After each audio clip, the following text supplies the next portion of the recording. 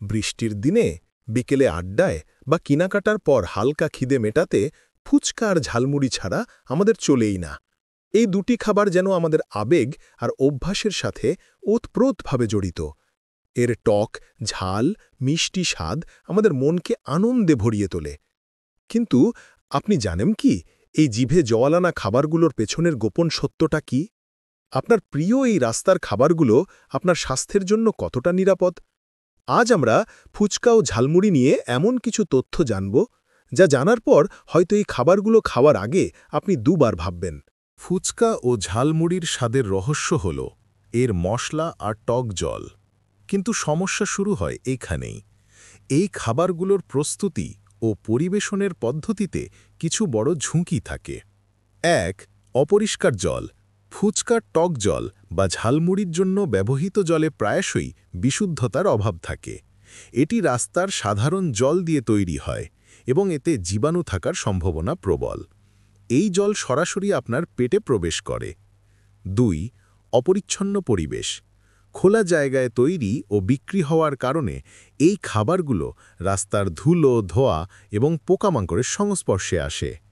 বিক্রেতাদের হাতের পরিচ্ছন্নতাও সবসময় নিশ্চিত থাকে না। ৩. নিম্নমানের উপাদান।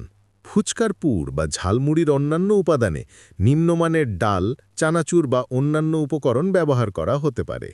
অনেক সময় বাসি বা অপরিষ্কার আলু দিয়ে ফুচকার পুর তৈরি হয়। ৪. রাসায়নিক রং ও অ্যাডেড ফ্লেভার। অনেক সময় ফুচকার টক জলকে আকর্ষণীয় করতে কৃত্রিম রং বা ক্ষতিকর অ্যাডেড ফ্লেভার ব্যবহার করা হয়, যা স্বাস্থ্যের জন্য মারাত্মক। এই অপরিষ্কার এবং নিম্নমানের উপাদানগুলো সেবনের ফলে আপনার শরীরে কী ধরনের প্রভাব পড়তে পারে? প্রথমত, পেটের রোগ। সবচেয়ে সাধারণ সমস্যা হল পেটের পীড়া। ডায়রিয়া, কলেরা, টাইফয়েড, আমাশয় এবং বিভিন্ন পেটের সংক্রমণ ফুচকা বা ঝালমুড়ি থেকে ছড়াতে পারে। অপরিষ্কার জল এবং হাতের জীবাণু সরাসরি আপনার হজমতন্ত্রে প্রবেশ করে। দ্বিতীয়ত, জন্ডিস। হেপাটাইটিস এ বা জন্ডিসের মতো রোগ ছড়ানোর অন্যতম প্রধান কারণ হল অনিরাপদ খাবার ও জলের মাধ্যমে জীবাণুর সংক্রমণ। রাস্তার খাবার থেকে জন্ডিসের ঝুঁকি বেশ বেশি। তৃতীয়ত, গ্যাস্ট্রিক ও আলসার। অতিরিক্ত মশলা, টক এবং নিম্নমানের তেল পেটে অ্যাসিডিটি বাড়ায় এবং দীর্ঘমেয়াদে গ্যাস্ট্রিক বা আলসারের কারণ হতে পারে। চতুর্থত, কৃমির সংক্রমণ। অপরিষ্কার পরিবেশে তৈরি খাবার কৃমির সংক্রমণের ঝুঁকি বাড়ায়, যা শিশুদের জন্য আরও বেশি বিপজ্জনক।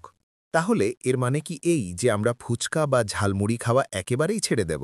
না, তা নয়। সমাধান হল সচেতনতা এবং পরিমিতি। পরিষ্কার পরিচ্ছন্ন দোকান। যে দোকানে খাবার তৈরি ও পরিবেশনের ক্ষেত্রে পরিচ্ছন্নতা বজায় রাখে, সেখান থেকে খাবার কিনুন। বাড়িতে তৈরি করুন। সম্ভব হলে বাড়িতে স্বাস্থ্যসম্মত উপায়ে ফুচকা বা ঝালমুড়ি তৈরি করে খান। সচেতন থাকুন।